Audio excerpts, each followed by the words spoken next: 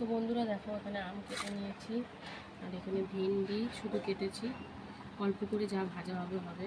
পেঁয়াজ দেবো, একটু পেঁয়াজ দিয়ে ভাজবো, আর টমেটোটা মাছে দেবো, ওই জন্য কেটে রেখেছি। আর চলো দেখি কী মাছ এনেছে বাজার থেকে। জ্যান্ত মাছ নিয়ে এসছে, দেখো হচ্ছে ল্যাটা মাছ। হ্যাঁ, ল্যাটা মাছই নিয়ে এসছে দেখো।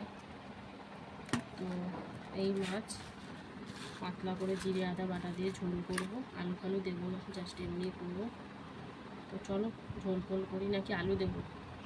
আলু দেবো অল্প করে, দাও আলু দু চারটে, আলু দিয়ে একটু পাতলা করে ঝোল করি। আর শোলও আছে, এই দেখো শোলটা বোঝাই যায়। শোল বুঝতে পারো তুমি? এটা ল্যাটা, এইটা শোল। জানি না, ভগবান জানে কি, মাথা মোটা হয়। জানি না।